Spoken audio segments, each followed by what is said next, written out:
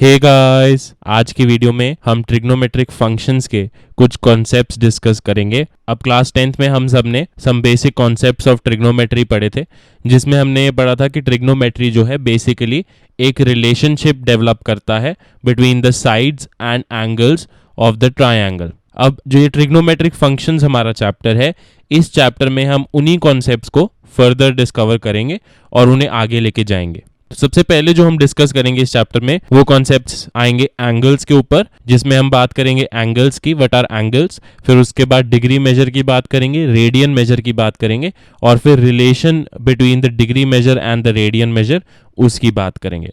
सबसे पहले हम शुरू करते हैं एंगल से। तो अब एक एंगल को समझने के लिए हम पहले एक डायग्राम ड्रॉ कर लेते हैं। तो अब सपोज हमारे पास एक रे है, इनिशियली लेटर से हमारे पास एक रे है OA। अब इस रे को हम पॉइंट O के ऊपर रोटेट करते हैं। दैट मीन्स पॉइंट O को फिक्स रख के हम इस रे OA को रोटेट करते हैं सच दैट ये किसी पॉइंट OB पे पहुंच जाता है। तो अब ये जो हमारा रोटेशन है, this is basically the angle. So angle जो है that is a measure of the rotation of a given रे अबाउट इट्स इनिशियल पॉइंट। तो अब इसका जो इनिशियल पॉइंट था दैट वाज OA, उसके बाद जो हमने O के ऊपर इसकी रोटेशन की कि ये OB के ऊपर पहुंच गया, तो ये जो रोटेशन है जब हम इसकी मेजर करेंगे that is what will give us the angle. तो अब इस केस में जो हमारे पास ओरिजिनल रे है that is OA, this is known as the initial side. Then उसके बाद जहां पे ये खत्म हो रहा है that is OB in this case, that is known as the terminal side. And finally जो ये पॉइंट फिक्स्ड है हमारे पास that is point O in this case, उसे हम कह देते हैं वर्टेक्स। देन उसके बाद अगर हम वन कंप्लीट रेवोल्यूशन की बात करते हैं तो उस केस में क्या होगा कि जो ये OA है this will be the initial side. तो जैसे ही हम रोटेशन शुरू करते हैं it will start from OA and then it will come back to OA। This is what a complete revolution will look like, कि इनिशियल साइड और terminal side same होंगे उस केस में। देन उसके बाद अगर हम एक एंगल को मेजर करते हैं in the anticlockwise direction like we are doing over here, then this is a positive angle. Why? Because it is anti-clockwise. Then उसके बाद अगर यही रोटेशन हम clockwise डायरेक्शन में करेंगे then the angle will be a negative angle and it will be something like this. Then positive angle and negative angle के बाद अब हमारे पास दो टाइप के यूनिट्स आ जाते हैं for the measurement of an angle, जो कि बहुत ज़्यादा यूज होते हैं, मोस्ट कॉमनली यूज्ड हैं। सबसे पहले हम शुरू करते हैं with the degree measure. Now ये जो है ये आप बचपन से यूज करते आ रहे हो, जैसे हमने ट्रिग्नोमेट्रिक रेशियोज निकाली थी in class 10th for 0 degree, 30 degree, 60 degree, then 45 degree, 90 degree. So these all come under the degree measure. तो डिग्री मेजर में क्या होता है कि अगर इनिशियल साइड और टर्मिनल साइड के बीच में जो रोटेशन हुई वो अगर 1/360th ऑफ कंप्लीट रेवोल्यूशन है, then we say that the angle जो हमने मेजर किया है that is 1 degree. So if a rotation from the initial side to the terminal side is 1/360th of a complete revolution, then the angle is set to have a measure of 1 degree.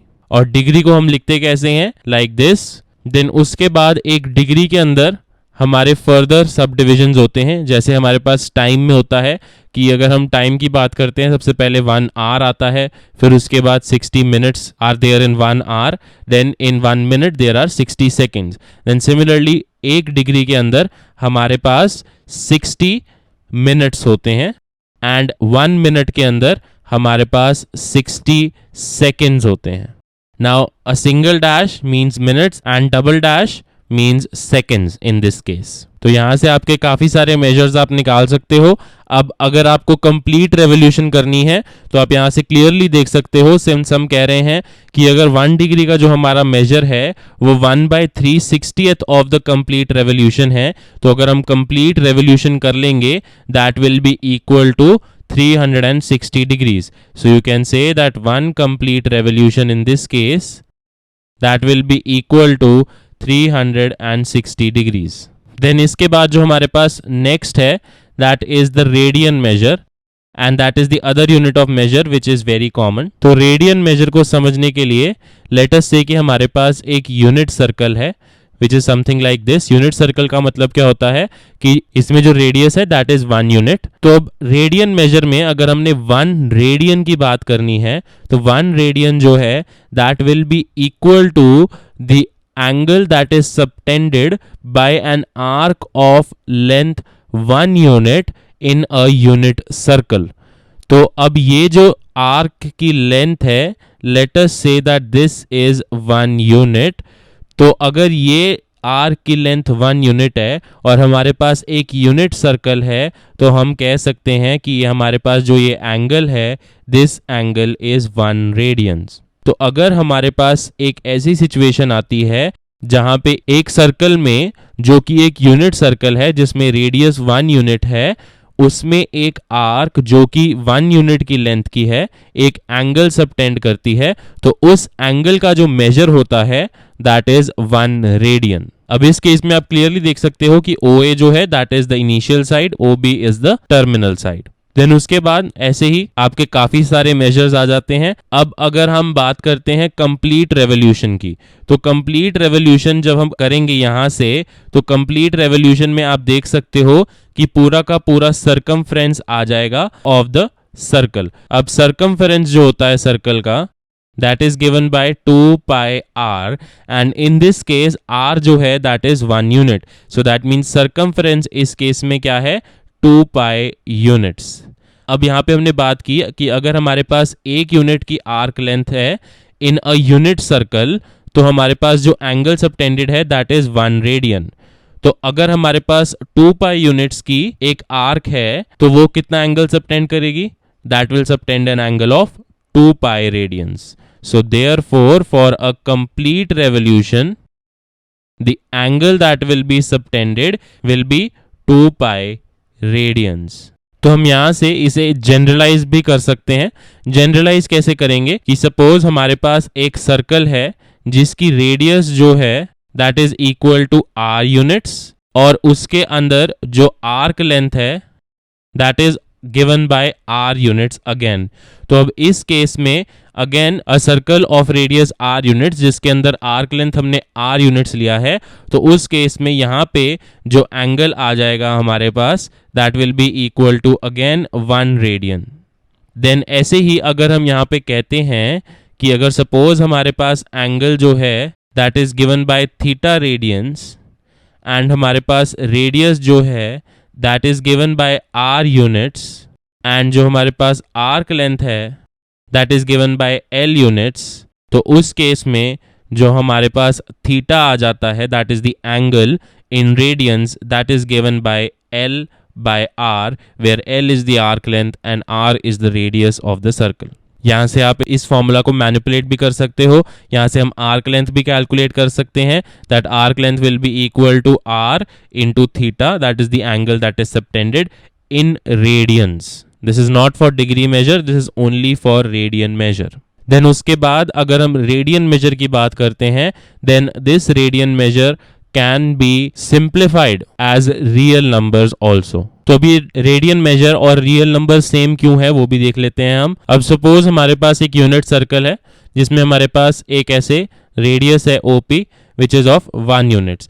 अब हम suppose कर लेते हैं that OP is the initial side और जैसे ही हम OP से एंगल मेजर करना शुरू करेंगे तो यहां से अगर हम रेडियन मेजर करते हैं तो अगर सपोज एक आर्क लेंथ आ जाती है ऑफ 0.5 यूनिट्स और यहाँ पे हम पॉइंट Q के ऊपर पहुंच जाते हैं तो उस केस में जो एंगल मेजर होगा वो क्या हो जाएगा 0.5 रेडियंस।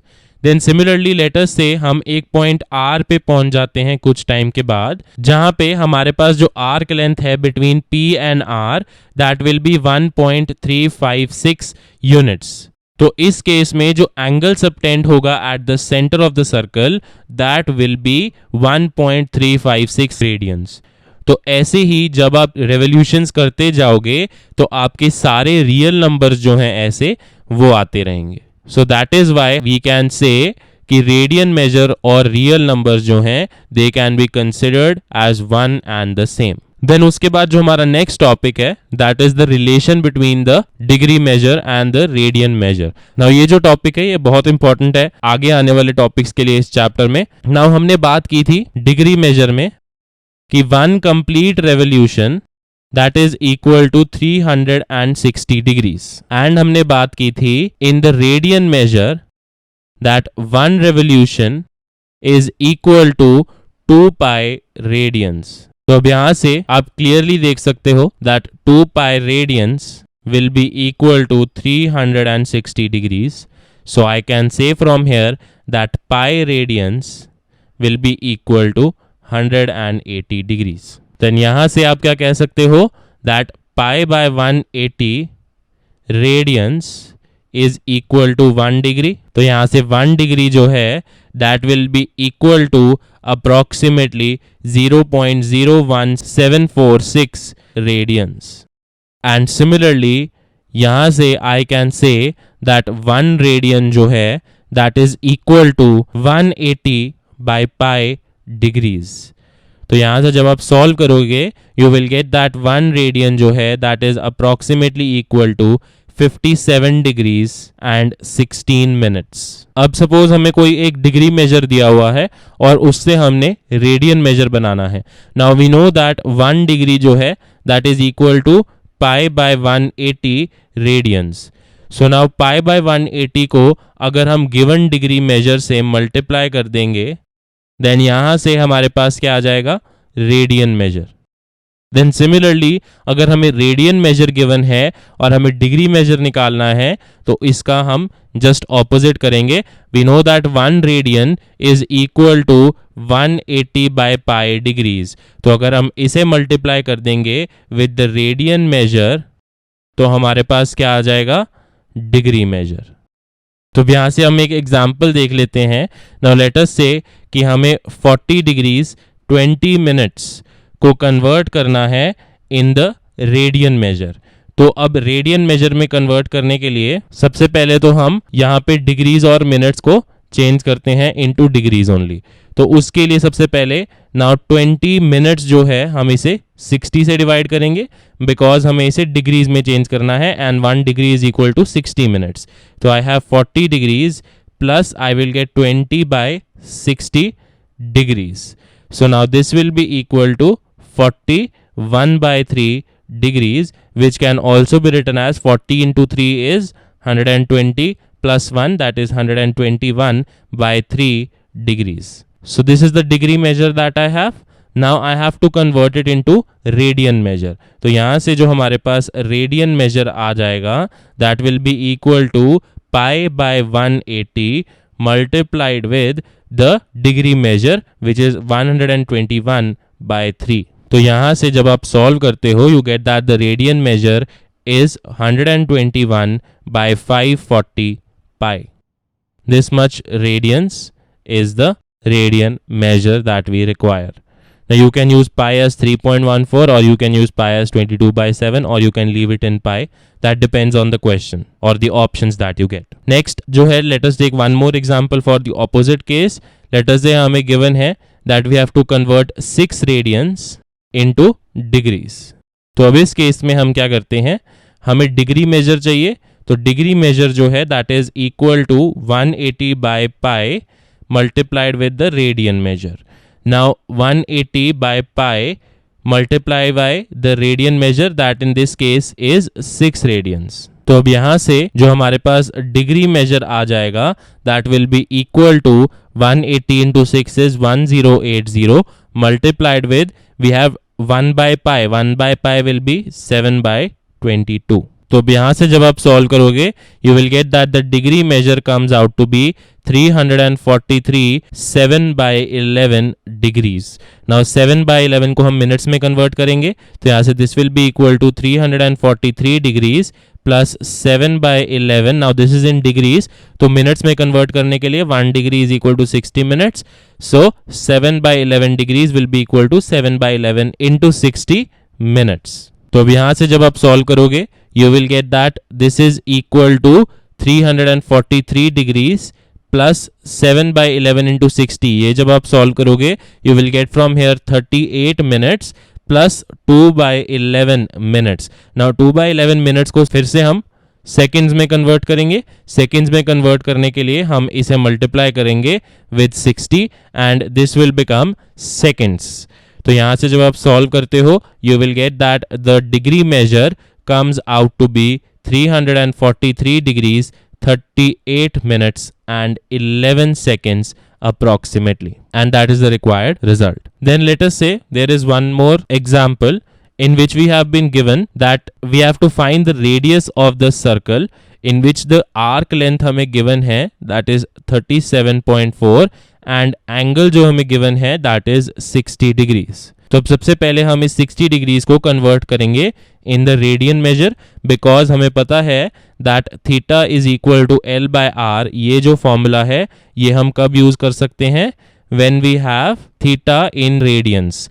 तो अब हम 60 डिग्री को पहले रेडियंस में कन्वर्ट करते हैं। नाउ हमारे पास जो फॉर्मूला है उसके अकॉर्डिंग अगर हमारे पास डिग्री मेजर है देन द रेडियन मेजर जो होगा that is equal to pi by 180 into the degree measure which is 60 degree in this case. So now 60 into 1 is 60 and 60 into 3 is 180. तो यहाँ से हमारे पास जो रेडियन मेजर है that comes out to be pi by 3 radians.